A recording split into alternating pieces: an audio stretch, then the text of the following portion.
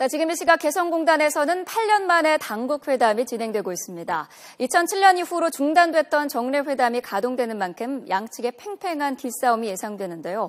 오늘 당국회담의 의미와 전망, 김희준 YTN 통일외교 전문기자와 함께 분석해보도록 하겠습니다. 어서 오십시오. 안녕하세요. 네.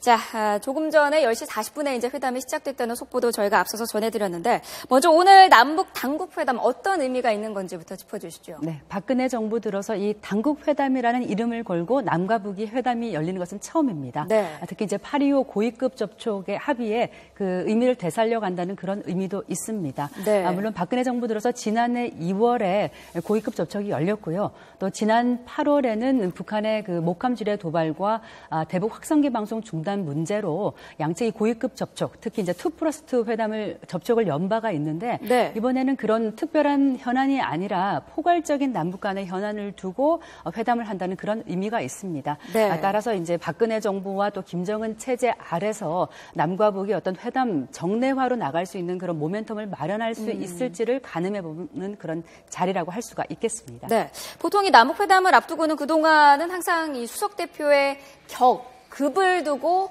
좀 남북 간에 밀고 당기는 그런 그 과정이 있었는데 이번에는 없어요. 네. 대표단의 면면을 좀 짚어주시죠. 네, 뭐 남과 북의 회담 베테랑들이 만났다 이렇게 한마디로 정리할 수가 있겠습니다. 네. 먼저 우리 측의 수석 대표로 나서는 황부기 통일부 차관, 통일부 내에서 남북 회담 본부 뭐 지원부장과 또 교류협력국장 등을 거치면서 아주 통일부 내 요직을 두루 거쳤습니다. 그리고 네. 북한 인사들을 접촉한 그런 경험이 아주 많은데요. 특히 2005년부터 3년까지 개성공단 내에서 그 남북경제협력협의 사무소의 초대 소장을 맡았습니다. 네. 그래서 우리 당국자로서는 처음으로 북한과 한 건물에 상주하면서 경제 협의 문제를 계속 주도를 했었고요. 네. 또 이와 함께 그 2008년에 금강산 관광객 그 박광자 씨 피격 사건 당시에 정부 합동조사단장을 맡아서 이 경위 조사와 발표 등을 주도한 바 있습니다. 네, 반면 이제 황북이 이번 이제 북측의 이제 대표로 나서는 전종수 조국평화통일위원회 서기국 부국장, 이 조평통 하면은 북한 노동당 산하 그 통일전선부의 외곽 조직이라고 할 수 있는데요. 네. 이 전종수 서기국 부국장도 노회한 회담 일꾼입니다. 1992년 사망한 전인철 북한 외교부 부부장의 아들이고요. 그러니까 네. 2대째 대외 활동을 하고 있다고 볼 수가 있겠습니다. 지금 그래픽 보시는 대로 2002년도에 그 제2차 금강산 관광 활성화를 위한 당국 회담에 대표단으로 참석을 했고요. 또 12차부터 21차 장관급 회담도 2007년 남북 총리회담 등 대표단에 참여를 했습니다. 네. 특히 이제 지난해 2월 열렸던 남북 고위급 회담에도 참여를 한 바가 있는데요. 네. 아주 꼼꼼하고 치밀한 그런 성격이어서 만만치 않은 회담 상대라고 합니다. 네. 자, 이 격에 대한 고비는 없었는데 의제가 사전에 조율된 게 없어요. 네. 남과 북이 어떤 의제를 좀 내세울까요? 네, 그렇습니다.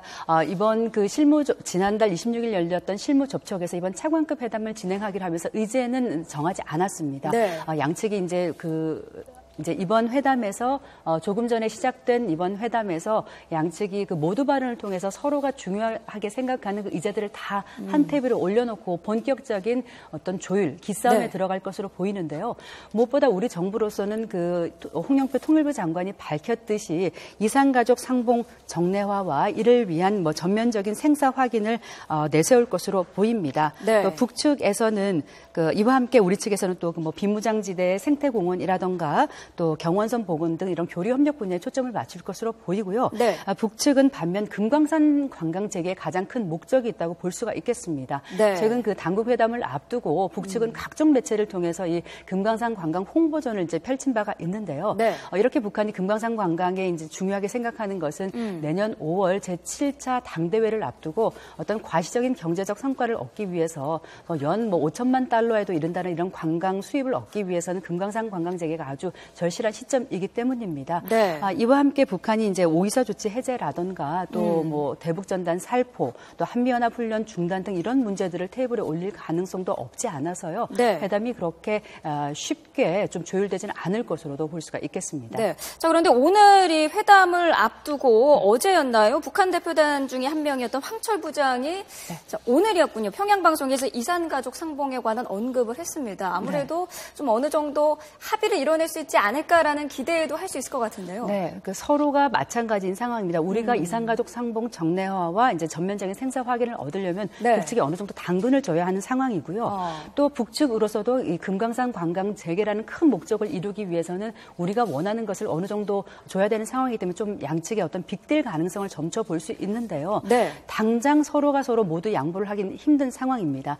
따라서 그 이산가족 상봉을 뭐 한 차례 정도 더 진행을 하면서 네. 금강산 관광의 어떤 단계적인 좀 재개로 갈 수 있는 그런 딜을 할 가능성이 있을지 이 부분은 조금 지켜봐야 할 것으로 보입니다. 네. 자, 회담을 앞둔 어제에는 그 북한 김정은 위원장이 수소폭탄을 보유했다라는 발언을 해서 지금 또 논란이 되고 있는데요. 자, 북한의 속내는 뭘까요? 네. 뭐 크게 세 가지로 볼 수가 있겠습니다. 일단은 그 북한의 수소폭탄 그 보유 능력에 대해서는 아주 회의적입니다. 우리 네. 군 정보 당국도 북한이 보유할 가능성은 거의 없다. 왜냐하면 이 수소폭탄은 원자폭탄에 비해서 이제 파괴력이 아주 더 크기 때문에 네. 이런 실험을 했다고 했다면 아주 강력한 뭐 지진파가 있었을 것이고 네. 또 공기 중에서 그런 관련 물질이 포집이 됐을 텐데 그런 게 없었다는 점. 또 따라서 이제 뭐 러시아와 미국도 조금 전에 뭐 부인했다는 보도를 저희가 봤는데요. 네. 그러니까 수소폭탄을 실제 보유하고 있을 가능성은 없고 따라서 이번에 이 발언이 약간의 뭐 블러핑이다, 좀 약간 그 허풍이다라는 네. 말까지 나오고 있습니다. 김정은 위원장이 이 같은 수소폭탄 언급을 처음으로 한 것 모두 이제 한 세 가지 목적이 있다고 볼 수가 있겠습니다. 네. 첫 번째는 북한이 그 내년 5월 그 당 대회를 앞두고 어떤 국방력을 좀 과시를 하고 네. 대내 이제 체제 결속을 위해서 우리가 이만큼 어떤 핵무기를 보유하고 있다는 점을 과시하려고 했다고 볼 수가 있겠고요. 네. 두 번째는 미국에 대한 메시지입니다. 최근 미국은 그 북한의 미사일 부대인 전략군에 대해서 이제 추가 제재 대상에 올렸는데요. 네. 이 같은 미국에 대해서 좀 압박을 하면서 우리가 원하는 그 평화 협정 체결에 나와라 이런 메시지를 준 것으로 볼 수가 있고요. 네. 마지막은 이번 이제 당국 회담을 앞두고 어떤 회담 의제에서 기선 제압하기 위한 그런 목적이라도 볼 수가 있겠죠. 네.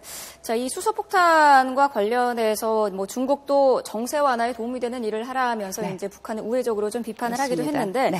그런데도 한편으로는 북중 관계의 변화의 모습도 좀 보이고 있거든요. 중국이 일단은 유엔 안보리의 그 북한 인권 상황 평가 회의를 제동을 걸기도 했고 북한의 모란봉 악단, 김정은이 굉장히 아끼는 그런 악단인데 여기에 지금 이 사람들이 중국에서 공연을 가는다고 지금 중국으로 갔어요. 그렇습니다. 어떻게 볼 수가 있을까요? 네, 그러니까 지난 10월에 이제 북한의 노동당 창건 70주년 기념일에 그 류인산 이제 상무위원이 방북을 하면서 네. 북중 관계에 조금씩 이제 훈풍이 불고 있는 것 아니냐는 그런 관측이 나왔었는데요. 이번 그 북한판 걸그룹으로 불리죠. 이 모란봉 악단이 이제 중국 공연을 위해서 방중을 했습니다. 그런데 이제 이 모란봉 악단들이 이제 그러니까 전용 열차편으로 출발하기 위해서 평양역을 출발할 때 김기남 노동당 비서는 물론이고요.